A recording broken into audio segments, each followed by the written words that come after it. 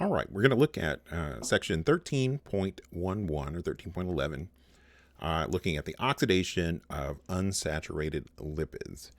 And so a lipid is an oil or fat. An unsaturated one, those are the good oils or good fats. But we'll find that unsaturated oils have a issue where if they are exposed to oxygen, which that happens, that they can get oxidized and they can turn rancid. So what happens is that oxygen diradical, as you recall, oxygen O2 is a diradical, and it is capable of abstracting a hydrogen, an allylic hydrogen, from an unsaturated carbon chain like this. So you can abstract one of those hydrogens. And when you do that, now you've created a carbon radical. That carbon radical can react with another molecule of oxygen. And then that molecule of oxygen can go along and abstract another hydrogen. And so you end up getting this hydroperoxide oil. All right, so the resulting, it can react with another molecule of oxygen to give the hydroperoxide. And as a consequence, we have permanently changed the structure of this oil.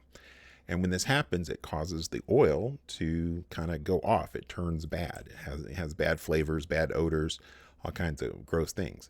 And so when you hear about somebody who's, they've got their olive oil and it's been sitting in their cabinet for a long time and it like tastes funky, well, this is what's happened, and you got to throw away the oil at that point. So this is not something that happens to me. We use olive oil in our cooking all the time, and so we never have it long enough for this kind of thing to happen. But the key here is if you're going to purchase a vegetable oil, canola oil, olive oil, any kind of liquid vegetable oil, you want to get a size that you'll use in a reasonable amount of time, within a few months. You don't want to buy a big 1 gallon jug if it's going to take you 3 years to use it, because by then it may go bad. So buy the right size for what you need. Now, there's an option for some kinds of materials to put antioxidants in them. And an antioxidant is something that prevents oxidation. It seems to fit with the name there. There are many naturally occurring antioxidants, like vitamin E is a good antioxidant. And the reason that it's a good antioxidant is that it prevents radical reactions, and those radical reactions can cause reactions that damage the cell, oxidize certain materials in the cell. So that's why we call them antioxidants. And so here is vitamin E, and this is the naturally occurring compound. It is a vital vitamin, something that you need in your diet. The key structure is this phenol group. So the key structure is the phenol. And so it's possible to make synthetic antioxidants that also have phenol, like this butylated hydroxytoluene, which is just another way of saying we've got the substituted phenol compound. And BHT is something that is put into packaged foods and helps prevent oxidation and spoilage. So it helps prevent the oxygen from damaging whatever your material is with free radicals. So it is what we refer to as a radical inhibitor. It scavenges radicals, and we're going to look at how that works here in just a moment. All right, so here is the mechanism of antioxidants. Compounds that have a phenol, the OH that's directly connected to a benzene ring, so there is just regular phenol. They will react with free radicals. And so if you have a free radical that's floating around here, we've got an R group, but it could be any number of things. You got that free radical in there, and it will abstract the hydrogen from the phenol, and you get this oxygen radical. Well, that oxygen radical is resonance stabilized. We can delocalize that radical to the other carbons and then draw the other resonance structure there. And so that it delocalizes the radical character across it. because it delocalizes it, it stabilizes this and makes it so that this radical doesn't participate in radical chain reactions. So it won't propagate these radical reactions that cause damage to other things. So vitamin E, BHT, which is, again, it had the tert butyl groups and a group down here. And there are many other antioxidants that are added. And so sometimes you want these things in whatever product you have, you put them in there. And often what I would find when I was using, I would buy a monomer when I was making polymers. I would buy a monomer and it would have BHT in it. And so I would have to filter out that BHT by running it through a chromatography column. And I would have to get that compound out. But then once I did that, I would have to use that compound right away. So now we want to look at radical addition to double bonds.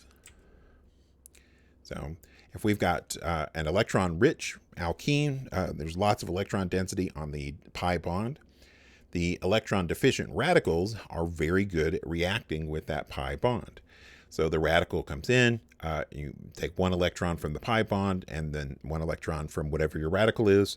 That radical could be an oxygen, it could be a halogen, it could be a carbon, and there's a few other things, but those are the major ones. And when you do that, you end up with a carbon radical. Well, that carbon radical can go on and react with other things. And in fact, in the next section, when we look at polymers, we will see it can react with another carbon-carbon double bond.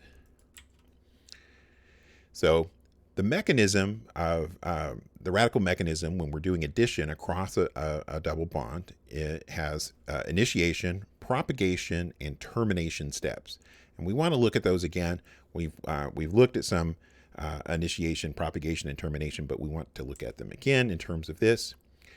And we're going to look at HBr, where we add HBr across a carbon-carbon double bond. Now, we've done this before. If you go back to chapter 10 and look at the chapter on alkenes and look at electrophilic addition, you will see that we could take HBr and add it across a carbon-carbon double bond, and it worked great. We had no problem with it. But we can also do this in the presence of either light, heat, or peroxides. And when we do that, we get the same result, which is that hydrogen and bromine are added across the carbon-carbon double bond, but two things are different. One, it's a radical mechanism, of course, because this is a whole chapter about radicals. And second of all, we get a slightly different result with respect to regiochemistry. All right, so let's look at the regioselectivity of radical addition. Now, recall that when you have an unsymmetrical alkene, it follows Markovnikov's rule. So here's an example, propylene. With propylene, we've got a carbon-carbon double bond across the carbon-1, carbon-2 bond there. And if we had HBr, Markovnikov's rule tells us that hydrogen will go to the carbon that already has the most hydrogen. So this hydrogen will end up on this carbon, and the bromine will end up on that central carbon, the number 2 carbon. All right. Well, with radical mechanism, the opposite occurs. So when we add HBr with radical conditions, again, light, heat, or peroxides, with the radical conditions, we can get the HBr to add across, but instead we get what we call anti-Markovnikov addition. The hydrogen goes to the carbon with the fewest number of hydrogens, and that the other thing goes to the carbon with more hydrogens. All right. Well, this gives us control over how we do addition. And so let's look at why this is true. So we want to look at the mechanism of radical addition of HBr. All right, so again, we're going to look at an initiation step, some propagation steps, there's 2 of them, and then termination steps. And we have more than one termination, but there's only one that's listed here. I'll talk about that in a moment. First things first, we need something to initiate the radical, to create radicals in solution. And a preferred way to do that is to use peroxides. So you take something like tert butyl peroxide and you heat it up a little bit, it will decompose and you will get these oxygen radicals. Those oxygen radicals are very good at reacting with HBr. It can abstract a hydrogen from HBr and give you a bromine radical. That bromine radical then can come in and react with this carbon-carbon double bond. And since it's unsymmetrical, we'll find that the bromine will prefer to go one position rather than the other. So what happens is we form a secondary radical. Now, if it had gone to the other carbon, it would form a primary radical. I'll talk about that on the next page, but you can imagine why the secondary radical would be preferred.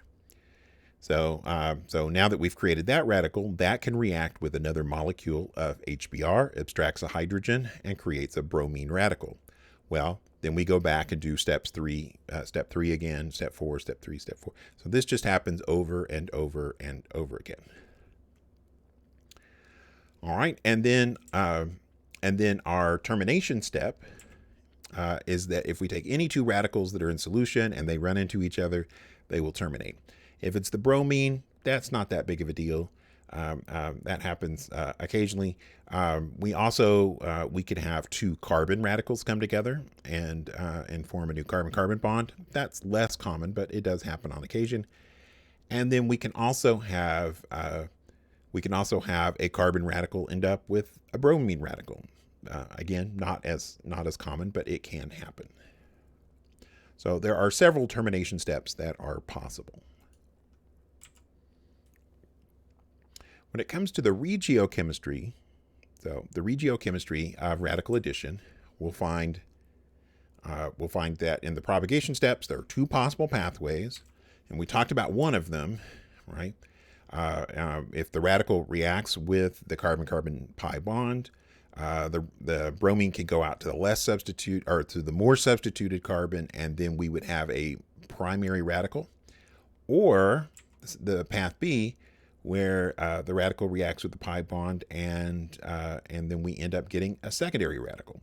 Well, as we have seen earlier in this chapter, secondary radicals are more stable than primary radicals, and so path B is the preferred pathway. All right, so to wrap this all up and kind of emphasize what the difference is here. Radical addition produces a more stable secondary radical intermediate. All right, so when we do carbocation addition, this is the electrophilic addition that we saw back in chapter 10. All right, when we have electrophilic addition, the hydrogen adds to the carbon-carbon double bond, and we get the secondary carbocation, which was more stable than a primary carbocation. And so here we get the more stable secondary radical. So they do different things, right? The hydrogen and the bromine go to different atoms, but the reason that they do it is kind of for the same reason, which is that they form a more stable secondary intermediate. And in the case of radicals, it's this more stable secondary radical. And in the case of an ionic electrophilic addition, we get the more stable secondary carbocation. All right. This is really, really useful because that means we can have control over which direction we want to add HBr. If we want hydrogen to go out here, we'll just do regular ionic addition. If we want hydrogen to go to the more substituted carbon, then we'll do the radical addition. It just gives us a lot of control. So one thing I want to mention about doing the radical HBr addition, all right? You can do this with HBr under radical conditions. If you attempt to do this with HCl, it doesn't work. And if you attempt to do it with HI, it doesn't work. And it all has to do with the differences in the bond energy. When we look at the radical addition of HBr across a carbon-carbon double bond, we'll find that both steps are exothermic. So for the first step, when the bromine adds to the carbon-carbon double bond, we end up getting the carbon radical. That has a delta H of -18, give or take. And then the carbon radical reacts with another HBr, then we'll find that That will give us the bromine radical, and that's also exothermic.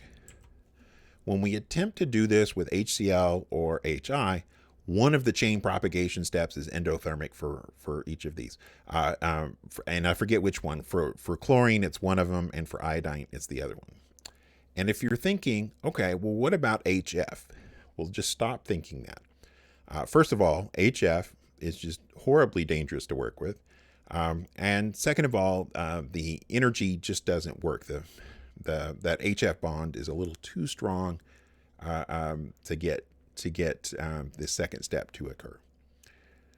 All right, so we're going to look at number 44 on the in-class assignment. Let me switch over to my document camera here. And it says, draw the organic products for each reaction. All right, so here we've got radical halogenation. We're just going to do the mono-substituted product here. But with chlorine, it's not very selective. So we need to draw all of the products. And I'm just going to circle the carbons where we can get substitution. So we can get it there, there, there, and there. Now, this one is the same as this one, so I'm not going to draw that. And this one is the same as this one, so we don't need to draw that. But there are 4 possible products. All right, so we'll start with this one. 1, 2, 3, 4, 5. All right, so if we get substitution there, we'll have a chlorine there. All right, our next possibility, 1, 2, 3, 4, 5. And we'll look at that particular carbon, so we'll get a chlorine there.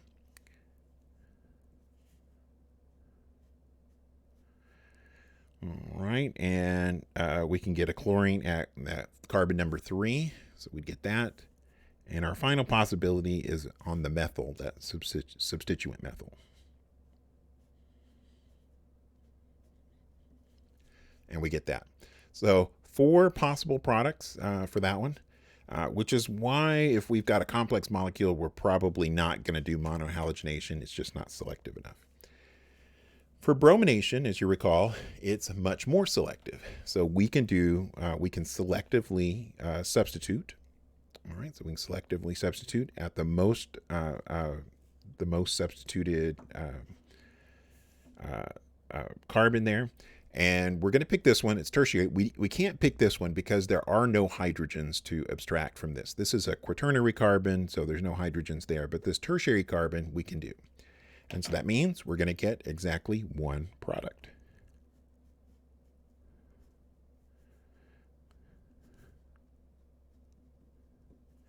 And that will be it.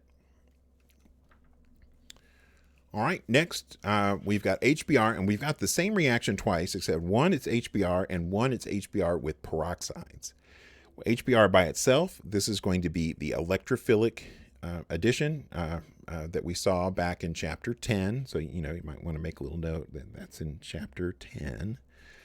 All right, we'll do Markovnikov addition. So again, Markovnikov's rule says that the hydrogen will go to the carbon that has the hydrogen. So hydrogen will go out here and bromine will go there.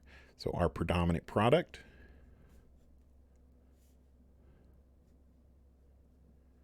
will be that. When we do with peroxides, we get anti-Markovnikov addition. So our bromine will go here. Our hydrogen will go to the more substituted carbon.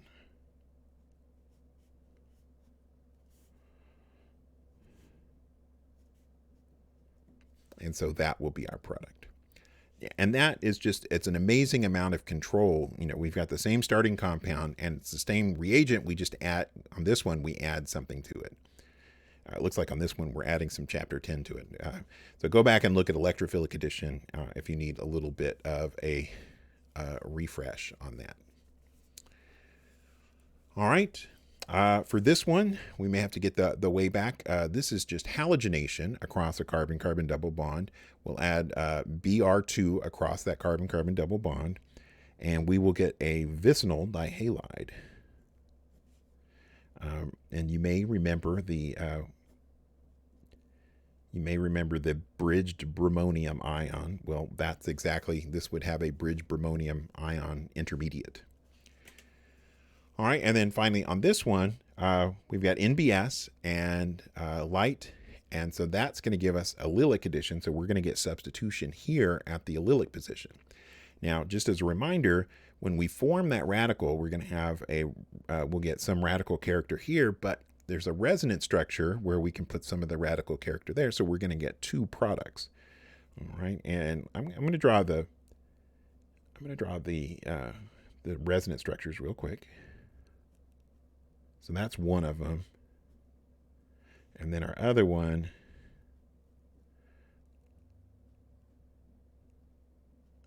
is there. So we're going to get some Br that's added here and some that is added out there. So our two products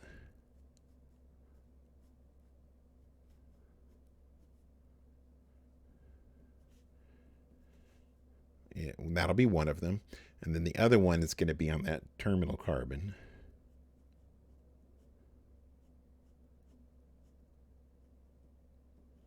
And we'll get that.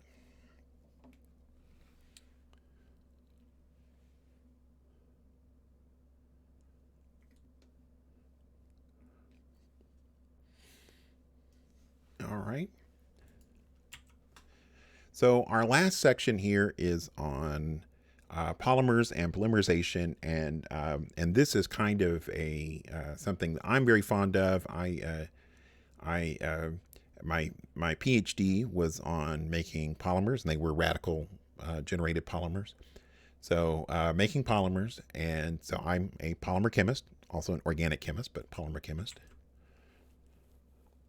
So polymerization is where you take small molecules that we call monomers and we join them together into big molecules that we call polymers. So monomers, just one mer, one unit, and polymers are many units. There are many different types of polymers, and you know, there's biological polymers like proteins and carbohydrates. There are synthetic polymers that are these radical ones like polyethylene, PVC, polystyrene, polymethyl methacrylate, those kinds of things. And then there are other polymers that are condensation polymers, and we're going to save that for a later chapter when we get to the chapter on acid derivatives. I forget what chapter that is, but it's later in this semester. We will talk about the condensation polymers. So if we join the ethylene monomers together, for example, if we take ethylene, which is just the simplest alkene, and we polymerize it, we can get polyethylene. And polyethylene is widely used. If you probably somewhere either on you or you've touched it today, polyethylene. And that's because polyethylene has a lot of really nice properties. One, it's cheap. It's very, very affordable to make. Two, when you make it, it makes a pretty clean polymer. This polymer doesn't tend to leach other chemicals into stuff. So this is real popular to use with food products and liquid products and all kinds of things. It's mostly inert and pretty robust polymer. So polyethylene, pretty good polymer for food. All right. Now there are ethylene derivatives, things that have something substituted in place of one of the hydrogens. Has the general formula of CH2 double bond CHZ, where Z can be any number of things, from something as simple as a halogen, like a chlorine for PVC, or a methyl for polypropylene, or a benzene ring for polystyrene. But there are lots and lots of possibilities for this. And so that's why we like to generalize. So when we have the monomers will add together in a radical fashion, and we will always get a polymer that looks like this. Now I'll talk about why this happens, where we get every other carbon has the Z. If you could go in and look at the individual polymer, you would see that almost every single one of them has a spacing in between the two Z's. So there's a CH2. And that's because the polymerization always happens in one direction. I'll talk about why that is here in a few minutes. The identity of Z will affect the properties. You can make something that is very inert, like polyethylene is pretty inert, but there are other ones you can make it so it's inert. You can make it so that it's a little bit polar so that it will dissolve in certain organic chemicals. You can even put an OH on there, polyvinyl alcohol, and it makes it water soluble. So there are any number of properties that, of substituents that you can have here that will make amazing polymer possibilities. All right. So, and as I mentioned, that the Z ends up on every other carbon. So let's look briefly at the radical polymerization mechanism. The mechanism for this, it's a chain propagation step that we, just like what we saw in the previous radical mechanism for addition across a carbon-carbon double bond. Our first step is the formation of a radical, and then the other initiation step is that radical will react with a carbon-carbon double bond. Now, sometimes this radical will go on and do other things. Peroxides are pretty good at this, but if you take this, the tert-butyl peroxide, for example, it'll actually do an additional decomposition. You'll get a tert-butyl group that'll just attach. Anyway, it doesn't matter. The key is that you form a carbon radical, and that carbon radical is always going to be on the carbon that has the substituent. And the reason for this is just about anything will stabilize a radical better than hydrogen. So if you have something that can donate electron density, it'll stabilize hydrogen. If it withdraws electron density, it'll stabilize the radical as well. So just about anything will stabilize a radical. And so we'll always see that the radical forms on the carbon that has the Z group. That radical will react with another monomer, and we'll get another addition, and then this happens over and over again. Sometimes it happens hundreds of times, sometimes thousands, sometimes tens of thousands, maybe even hundreds of thousands for certain polymer applications. But we get very long chains. We'll get molecules that have molar masses in the thousands, tens of thousands, even hundreds of thousands. And then we do get termination steps. There are other termination steps than the one that's listed here, but occasionally we'll get two carbon radicals that come together and form a new carbon-carbon bond. And once that happens, it's pretty difficult for it to break apart and go back. There are other termination steps. It could run into a peroxide like this, and if that happens, then that'll terminate it. It also could abstract a hydrogen from something else. That's a possibility. Particularly if you have an allylic hydrogen on one of these. So there are possibilities. And for something like polyethylene, sometimes they purposely make it so that these things will abstract hydrogens, and it causes the molecules to be kind of branched, which is kind of interesting. And it changes the properties of the polymers. All right. And as I mentioned, and I've explained why this is, we always get head to tail polymerization. So when we're doing the radical polymerization, the more substituted radical is always going to be more stable. So we're always going to form that more substituted radical. Whatever Z is, that's going to stabilize the radical. So as a consequence, the Z is going to be on every other carbon. All right, and then here are a few common polymer examples. Polyvinyl chloride, or PVC, is used extensively in the medical industry because it is a pretty inert polymer. But it's also used in things like PVC pipes. If you've built anything in the last 30 or 40 years, any houses or anything like that, they probably have used PVC pipes over metal pipes. Metal pipes are a lot more expensive and harder to work with and more likely to leak. And the PVC pipes are pretty robust. They can swell a little bit and then without breaking, and they're pretty robust, and they don't leach out chemicals. The first time you use them, sometimes you need to rinse them out because they have some leftover stuff on them, but they're pretty effective. Next one, polypropylene. Polypropylene is a lot like polyethylene in that it's very inert and it doesn't tend to leach out chemicals into whatever your application is. So you'll see polypropylene used a lot in medical applications, like plastic syringes are usually polypropylene because the polypropylene is just very unreactive. This is what's called a Nalgene bottle, and it's a polypropylene, and it's extremely inert. It's one of the few things you can put hydrofluoric acid into. So it's a very useful kind of container. And then this is another interesting one, which is polytetrafluoroethylene. So tetrafluoroethylene is this. It will spontaneously polymerize on its own if you're not careful. But you get polytetrafluoroethylene, which is the brand name for that is Teflon, and it's used in a lot of applications. It is used in dental floss, but it's also used on like Teflon pans, Teflon coating on pans to make your food not stick. This polymer has an interesting property in that it repels water, like anything that's nonpolar. It repels water really, really well.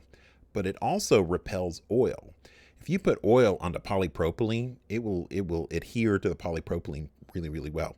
You put it on polytetrafluoroethylene, and it beads up just like water does. So it's all these fluorines. Fluorine is kind of its own little thing. So, all right, and then this is an example of one of the applications that we have in the lab. This is a Teflon stopcock. We use this on things like a burette, or in the organic lab, what do you call it? The separatory funnel. I lost my thought there for a second. We put them in separatory funnels. They're very chemically inert. They keep their form for a long time. They make good seals with glass. So it's a very nice thing, and it's easy to clean and relatively inexpensive. I mean, it's not cheap like polypropylene or something, but it's relatively inexpensive. So that is Teflon. And if you recall the stir bars that we use in the lab, those stir bars that are the white plastic, well, that white plastic is a Teflon coating over the magnet that is inside. All right, so we're going to go look at number 58. Number 58 is not about polymers. All right, so number 58 is not about polymers. It is about synthesis.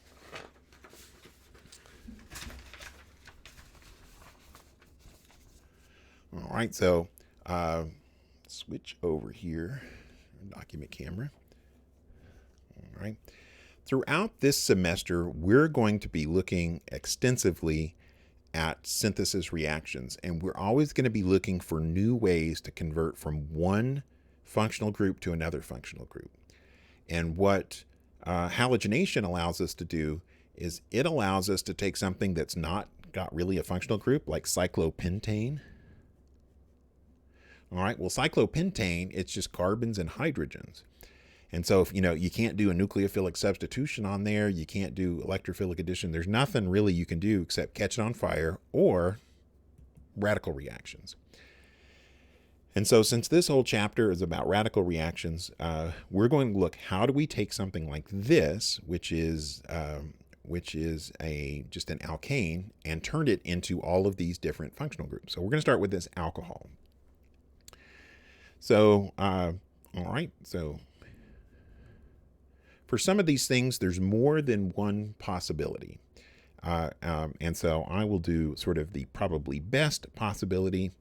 For this one, if we take this and treat it with Br2 and light, we can abstract some hydrogens from these, and we can get the monobrominated compound.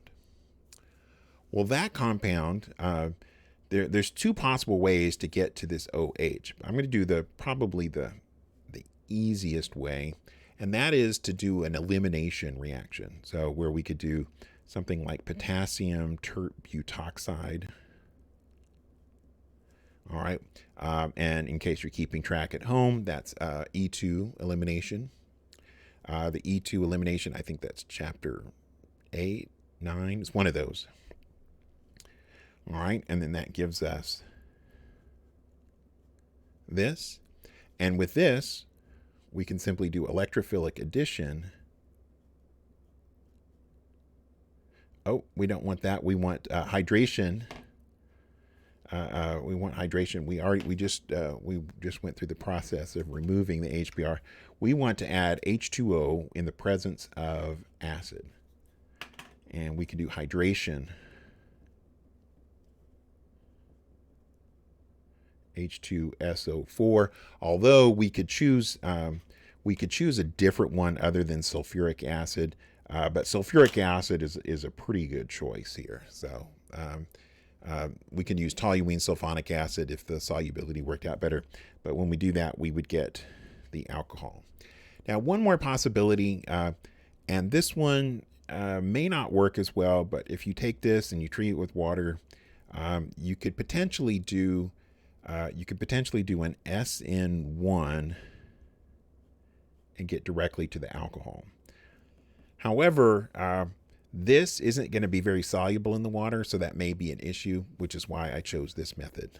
But almost always, there's more than one option for a synthesis problem. So now, anytime we make a compound, we can use that compound in subsequent problems. So for this one, we know how to make epoxides. We learned that in the last chapter in chapter 12 about oxidations.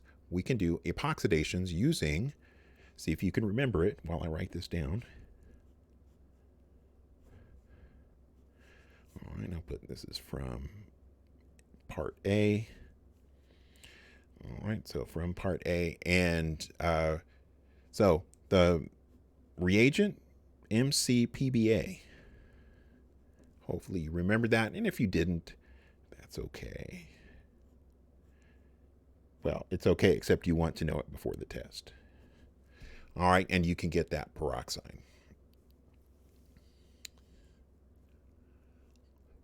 All right. For this next one, we can make this. So we've got a vinyl, or not a vinyl, an allylic alcohol. So probably the best way to do this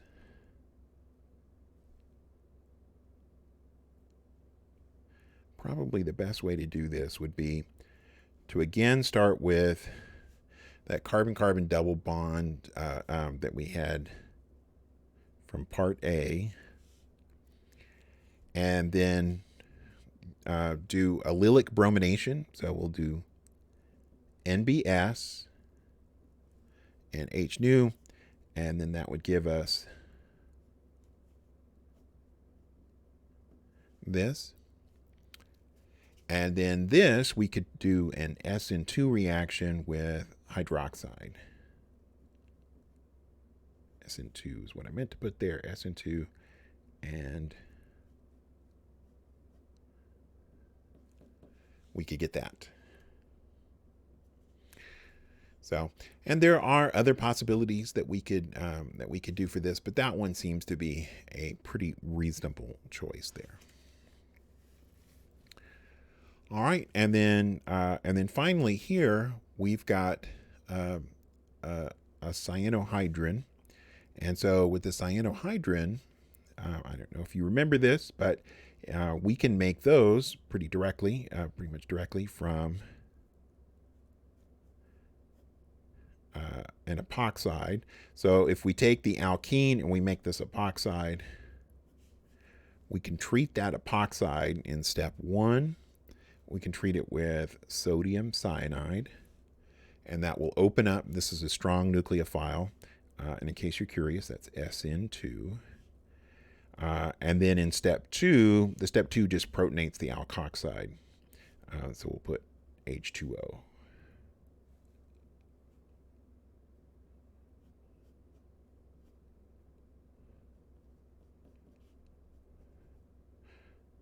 All right, and then we have the cyano group there.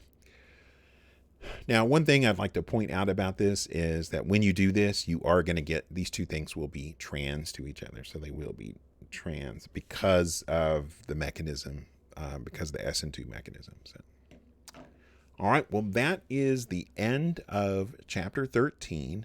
The next chapter we're going to do is that we're going to go back and do spectroscopy A, B, and C, and that will be covered on our second test.